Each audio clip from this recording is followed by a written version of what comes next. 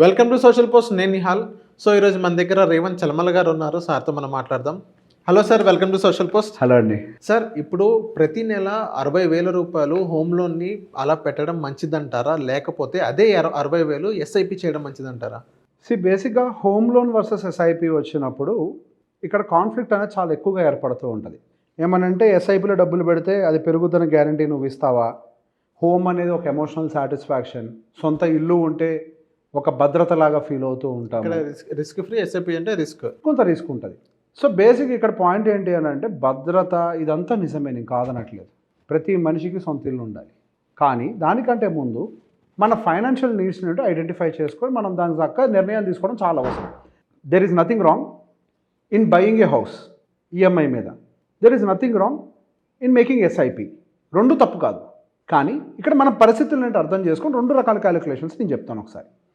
First EMI పెట్టుకోవాలని నిర్ణయం తీసుకున్నవాడు నాకు సొంత ఇల్లు ఉంటుంది కదా, నేను రానున్న రోజులు ఇల్లు కొనలేనేమో అన్న భయంతో ఇల్లు తీసుకుంటాడు.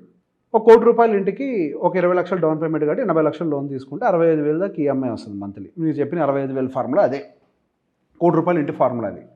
ఈ మధ్య ఇంట్రెస్ట్ రేట్లు తగ్గాయి కాబట్టి 7.5% వస్తుంది కాబట్టి అది అప్రాక్సిమేట్గా ఆ రేటుకి వస్తుంది. సో బేసిక్ 65,000 కదా, చీపర్ ప్రైజే కదా, నేను ఎట్లాగూ రెంట్ 25,000 కడుతున్నాను కదా, ఇంకో 35,000 అడిషనల్గా వేసేస్తే ఇల్లు సొంతం అవుద్ది కదా అని ఆలోచిస్తున్నాం. ఇదే కదా అందరి మైండ్లో సహజంగా కనిపించేది. ఇప్పుడు బేసిక్గా దీనికి ఒక చిన్న క్యాలిక్యులేషన్ చెప్తా, ఒక చిన్న కథ చెప్తా నేను. ఒక మనిషి ఒక 30 సంవత్సరాల వయసు ఉంది. 30 సంవత్సరాల వయసుకి ఆయన అదే 28కి ఎక్కడికో పెళ్ళయింది. 30 సంవత్సరాల వయసుకి పిల్లలు పుట్టేశారు. సరే, ఇక సహజంగా ఏముంటుంది, ఇక పిల్లలు కూడా పుట్టారు, పిల్లలు పెద్దవాళ్ళు అవుతున్నారు, మనము ఒక సొంత ఇల్లు కొనుక్కుంటే మనకు అది ఇక మంచిది అని చెప్పేసి ఒక నిర్ణయం తీసుకుంటారు. కొన్ని సంవత్సరాల తర్వాత ఏమైంది అని అంటే అనుకోని పరిస్థితుల వల్ల ఆర్థిక పరిస్థితులు కొంచెం దెబ్బతిన్నాయి. అంటే ఉద్యోగం పోవటము, అదే టైంలో కొంచెం ఏదైనా హాస్పిటలైజ్ అవ్వడం, హాస్పిటలైజ్ అయ్యి ఉద్యోగం పోవడం ఏదో జరిగింది. అది జరిగినప్పుడు ఏమవుతుంది, ఆ మనిషికి ఇంకా శాలరీ అనేది రాదు. ఇంకా బై డిఫాల్ట్ కంపెనీ ఎన్ని రోజులు భరిస్తుంది. ఇది ఒక కేసు. రెండో కేసు కూడా ఏంటి, లే ఆఫ్స్ కూడా అవ్వచ్చు, అది మన చేతుల్లో లేదు. అదే టైంలో ఈఎంఐ కూడా ఉంది. అదే టైంలో పిల్లలు స్కూల్కి వెళ్తున్నారు. ఆల్రెడీ వాళ్ళు ఒక లైఫ్ స్టైల్కి అలవాటుపడిపోయారు. ఆయనకి జీతం రావట్లేదు, ఈఎంఐ ఆగట్లేదు, పిల్లల స్కూల్ ఫీజు ఆగట్లేదు. ఆల్రెడీ ఒక ఈఎంఐ కల్చర్కి అలవాటు పడ్డ వాళ్ళు అక్కడే ఆగారు, ఇంకో 4 ఈఎంఐలు కూడా తీసుకుంటారు. ఈయనేమో హాస్పిటల్లో ఉంటాడు, అప్పుడు వాళ్ళు ఇంటి ముందు ఉంటారు. బ్యాంక్ కూడా సైలెంట్గా కూర్చుంటాడు, 6 నెలలు చూస్తాడు. తర్వాత ఇంటి ముందుకు వచ్చి నుంచుంటాడు కదా పే చేయమని. సో నువ్వు ఎప్పుడు తీసుకోవాలి అని అంటే నువ్వు కనీసం ఒక 3 సంవత్సరాలకి సరిపడా నీ ఇంటి ఖర్చులకి, నీ సేవింగ్స్కి అన్నిటికీ ఈక్వలెంట్గా. ఫర్ ఎగ్జాంపుల్ నీకు నెలకు వచ్చేసరికి ఖర్చు ప్లస్ సేవింగ్స్ 1,00,000 అవుతున్నాయి అని అనుకోండి. ₹1,00,000 రౌండ్ ఫిగర్ అనుకుందాం. కనీసం ఒక 2-3 సంవత్సరాలు లేదా 2 సంవత్సరాలు తీసుకుందాం. ₹24 లక్షలు పక్కకి అట్లీస్ట్ ఉంటే అప్పుడు మీకు ఉద్యోగం పోయినా, హెల్త్ రిలేటెడ్ ఏమైనా ఇష్యూస్ వచ్చినా ఈ డబ్బులు మిమ్మల్ని ప్రొటెక్ట్ చేస్తాయి. నేను ఎగ్జాంపుల్గా చెప్తున్నా, ₹1,00,000 అనేది it might be 1.5 lakh, it might be 2 lakhs. Individual కేసుతో అది వేరీ అవుతుంది. అప్పుడు ఎటువంటి అన్సర్టనిటీస్ వచ్చినా కానీ ఈ 2 సంవత్సరాలు అయితే మీరు కోలుకుంటారు కదా. Job uncertainty, business uncertainty, health uncertainty, you will recover కదా. ఇది పక్కకు పెట్టుకున్నాక అప్పుడు మనం కనుక డౌన్ పేమెంట్ కట్టి ఈఎంఐలోకి వెళ్తే it will work it out. అంటే ఇప్పుడు మీ దగ్గర డౌన్ పేమెంట్కి ఎంత ఉండాలి డబ్బులు? ₹1,00,000 ఇంటి ఖర్చు ఉన్న వాడికి ₹24 లక్షల పక్కకుండి ఇంకో ₹20 లక్షల డౌన్ పేమెంట్కి సిద్ధంగా ఉండాలి. 45 లక్షల నుంచి ₹50 లక్షల మీ దగ్గర పక్కకు ఉండాలి. అంతే కదా. 45 లక్షలు ₹50 లక్షల పక్కకు పెట్టుకునే ఓపిక లేక అసలు ఫ్యూచర్ గురించి ఏమీ ఆలోచించకుండా ఆ బేసిక్ 20 లక్షలు కూడా అప్పుకెళ్ళే వాళ్ళు బోల్డ్ మంది ఉన్నారు. కాబట్టి కంగారు పడద్దు. ఫస్ట్ ఏమవుతుంది, మహా అయితే ఒక ₹25,000 ఇంట్లో ఉంటారు. అదే ₹1,00,000 ఇంటికి 25,000 మించి ఈఎంఐ అది అద్దె ఉండదు. అదే ₹25,000 ఇంట్లో ఉంటున్నారు. సరే, నేను ఇప్పుడు ఈ ఇంట్లో ఉంటున్నాను కదా, నేను ఒక 5 సంవత్సరాల పాటు ఫస్ట్ కొంచెం వర్కౌట్ చేస్తాను.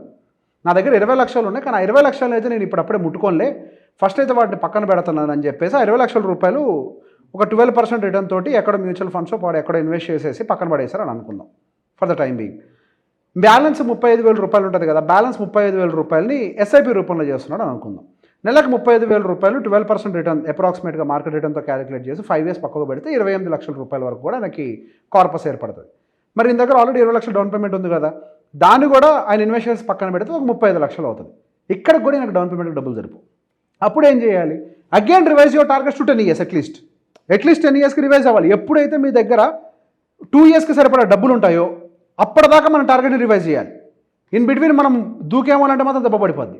సరే, ఇప్పుడు 10 years కంటిన్యూ చేస్తే 35,000 ఎస్ఐపి అని అంటే 78 lakhs అవుతుంది. అదే మనకి లంసమ్ ఏదైతే 20 lakhs పెట్టి వదిలేసామో అది అప్రాక్సిమేట్గా ఒక 62 lakhs అవుతుంది. మేబీ ఇప్పుడు మనకి డబ్బులు సరిపోవడానికి అవకాశం ఉంది. I tell you how. ఇప్పుడు 1 lakh rupees ఎక్స్పెన్సెస్ అనుకుందాం.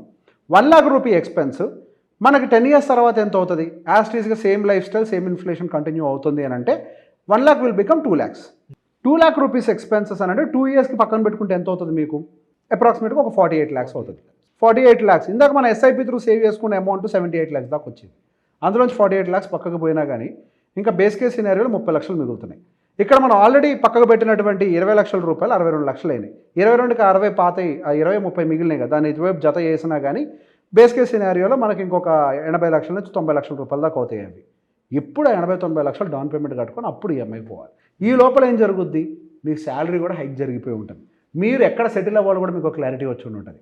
ఇట్లా కాకుండా ముందే జంప్ అయిపోతే మీ దగ్గర రెడీ కార్పస్ ఉండదు. ఏదైనా ప్రాబ్లం వస్తే అన్సర్టనిటీ వస్తే మీకు పుష్ చేసుకోవడానికి జీవితానికి కావాల్సిన మెచ్యూరిటీ ఉండదు. డబ్బులు ఉండవు, మెచ్యూరిటీ ఉండదు, ఏది ఉండదు. ఒక 10 year పోస్ట్పోన్ చేయడం వల్ల you will have 50 or 48 lakhs. 50 lakhs పక్కకు పెట్టుకున్న ఆ 78 నుంచి 28 తీసుకొచ్చి ఇక్కడ కలిపిన 90 లక్షలు డౌన్ పేమెంట్ కట్టచ్చు. మరి ఇంటి రేటు పెరుగుద్ది కదండి, అంత పెరుగుద్ది ఇంటి రేటు. మీరు ఇదే ఇల్లు ఒకటి కొనుక్కోవాలని ఐడెంటిఫై చేశారు కదా, సేమ్ ఇంటిని 10 ఏళ్ల తర్వాత కొంటే ఆ ఇల్లు మహా అయితే 1 కోటి నుంచి 2 కోట్లు అయింది. అంతే కదా. సేమ్ ఇల్లు, నేను కొత్త ఇల్లు అనట్లే, కొత్త ఇల్లు అయితే పెరుగుద్ది ఎందుకంటే మళ్ళీ దానికి కన్స్ట్రక్షన్ కాస్ట్ అన్నీ పెరుగుతాయి కాబట్టి. సేమ్ ఇల్లు కొనుక్కోండి, సేమ్ ఇల్లు కొనుక్కుంటే 2 కోట్లు అవుద్ది. ఇక్కడ 20 లక్షలు డౌన్ పేమెంట్ కట్టే బదులు అక్కడ 90 లక్షలు డౌన్ పేమెంట్ కట్టండి. నార్మల్గా లెక్క ప్రకారం 40 కట్టాల్సింది 90 కట్టండి కావాలంటే. ఈ కేసులో కొంచెం డిఫరెంట్గా వెళ్దాం. ఇదే కేసు అదే రిటైర్మెంట్ ఏదైతే ఒక 55 yearsకి ఒక గవర్నమెంట్ ఎంప్లాయీ రిటైర్ అయ్యారు అనుకుందాం. అప్పుడు ఆ ఎంప్లాయీ ఏం చేయాలంటారు? ఎవ్రీ మంత్ ఎస్ఐపి పెట్టుకోవాలా, లేకపోతే ఎవ్రీ మంత్ హోమ్ లోన్ పెట్టుకోవాలా? Already he getting a pension from government. అసలు హోమ్ లోన్ ఉండొద్దు, ఎస్ఐపి ఉండొద్దు, ఉన్నది అమ్ముకొని హోమ్ లోన్ క్లియర్ చేయాలి అంతే. ఇప్పుడు 55 ఏళ్ళు వచ్చాయి, గవర్నమెంట్ ఎంప్లాయీ కానీ 60 ఏళ్ళకి రిటైర్మెంటే. ఇక దగ్గరకు వచ్చేటప్పుడు హోమ్ లోన్ ఏంటండి, ఎస్ఐపి ఏంటి? మహా అయితే 5 ఏళ్ళు చేసుకుంటారు అంతే. ఇప్పుడు రిటైర్ అయిన తర్వాత మీ జీతం సగం అవుతుంది. 2 లక్షలు జీతం వచ్చేవాడికి 1,00,000 అవుతుంది. ఆ 1,00,000లోనే మీరు బతకాలి అంతే కదా. మళ్ళీ ఆ 1,00,000లో మీకు రెస్పాన్సిబిలిటీస్ ఏంటి? రిటైర్మెంట్ దేని నుంచి తీసుకుంటున్నారు మీరు? కేవలం ఉద్యోగం నుంచి కాదు, అన్ని బాధ్యతల నుంచి. అన్ని బాధ్యతల నుంచి రిటైర్మెంట్ అంటే ఏంటి? అన్ని క్లియర్ అవ్వాలి డెట్స్. మీకు కావాల్సిన అదర్ ఇన్కమ్స్ ఉన్నాయి అనుకోండి, sources, then yes you can continue, there is no problem. మిగిలిన డబ్బులన్నీ ఎస్ఐపిలో అన్నిటికీ చేసుకోవచ్చు. మీరు దాని మీదే డిపెండ్ అయ్యే వాళ్ళు అయితే బాధ్యతలు జీరో చేయాలి కదా. Not just job related responsibilities. Your active income zero అయిపోతుంది, మీకు వచ్చేది అక్కడి నుంచి ప్యాసివ్ ఇన్కమ్ లాగానే కదా. అంతే కదా, ప్యాసివ్ ఇన్కమ్ లాగానే వస్తూ ఉంటుంది. అది ఏం ఖర్చులు ఉంటే మాకు రిటైర్ అయ్యాకంటే రిటైర్ అయ్యాక అసలు ఖర్చులు వస్తాయి. ఖాళీగా ఉంటారు కదా, ఖాళీగా ఉంటే 4 ఫంక్షన్లకు పోతారు, మనవాళ్ళు మనవరాళ్ళకి 4 వస్తువులు కొనిస్తూ ఉంటారు, అప్పుడు ఖర్చులు ఇంకెక్కువ అవుతాయి. ఇప్పుడు పిల్లలు పుట్టి పెద్దగా అయితే బారసాలకు వచ్చేయను, ఇంకో ఫంక్షన్ ఇంకో గాజు, దానికి అది, దీనికి ఇది, ఫంక్షన్ సరిపడా నగలు ఇవ్వాలి, మళ్ళీ ఫంక్షన్కి ఎంతో కొంత మనం డబ్బులు ఇవ్వాలి. బాధ్యతలు చాలా ఎక్కువైతాయి. ఇన్ఫాక్ట్ తగ్గవు, కానీ జీతం తగ్గుద్ది. అర్థమైంది. బాధ్యతలు ఉన్న టైంలో మనకి ఇంకా పెరుగుతాయి అవకాశాలు ఉంటాయి కాబట్టి అసలు లోనే ఉంచొద్దు. 60 ఏళ్ల కల్లా లోన్ క్లియర్ అవ్వాలి. లోన్ క్లియర్ అవ్వట్లేదు అనుకోండి, అమ్మేసైనా క్లియర్ చేయండి. ఇంకోటి ఖాళీగా ఉండేది ఒకటి ఉంటుంది కదా, క్లియర్ చేయండి. బ్యాలెన్స్ డబ్బులు ఏదన్నా ఉంటే పిల్లల భవిష్యత్తు కోసం అక్కడెక్కడ మ్యూచువల్ ఫండ్లోనో లేకపోతే వాళ్ళకి నచ్చిన బంగారమో కొనిచ్చేయండి. మనశ్శాంతిగా ఉండడం కోసం రిటైర్మెంట్. 60 ఏళ్ళ తర్వాత మళ్ళీ పరిగెట్టడం కోసం కాదు రిటైర్మెంట్, మనశ్శాంతి కోసం. ఆ మనశ్శాంతి కోసం. ఎంత మనశ్శాంతిగా ఉంటారో అంత ఆరోగ్యంగా ఉంటారు ఆ ఏజ్లో. ఇప్పుడు 60 ఏళ్ళు దాటిన దగ్గర నుంచి అంటే మన బాడీలో మార్పులు చాలా ఫాస్ట్గా వస్తాయి. అదేంటి 10 సంవత్సరం దాకా యాక్టివ్గా ఉన్నాక ఈ సంవత్సరం వీకేమంటే అవుతాం. వారం ముందు ఒకలాగా ఉంటాం, వారం తర్వాత కూడా బాడీలో మార్పులు వస్తాయి. ఆ టైంలో టెన్షన్లు పెట్టుకోకూడదు. ఈఎంఐ వచ్చింది, అది వచ్చింది, ఇది వచ్చింది అని చెప్పి ఆ టెన్షన్లు పెట్టుకోకూడదు మనం. సో క్లియర్ చేసేయాలి. అట్లాంటి వాళ్ళకి ఆ టైంలో ఇల్లు లేదనుకోండి, అవసరమైతే ఇంకేం తీసని ఇల్లు కొనుక్కోవాలి. 60 ఏళ్ళు వచ్చిన వాళ్ళకి ఇల్లు అద్దెలకు కూడా ఇయ్యరు ఎవరు. అనారోగ్యాలు అవి ఇవి ఉన్నాయంటే అసలు ఇల్లు అద్దెకి ఇయ్యరు ఎవరు. పొరపాటు నా ఇంట్లో ఏదైనా అనుకుంది జరిగితే కనీసం వాళ్ళ బాడీని ఇంటికి రానియరు. అప్పుడు వాళ్ళకి ఇల్లు ఉండాలి. ఒకవేళ లేకపోతే ఇక అప్పుడు ఈ క్యాలిక్యులేషన్ చూడొద్దు.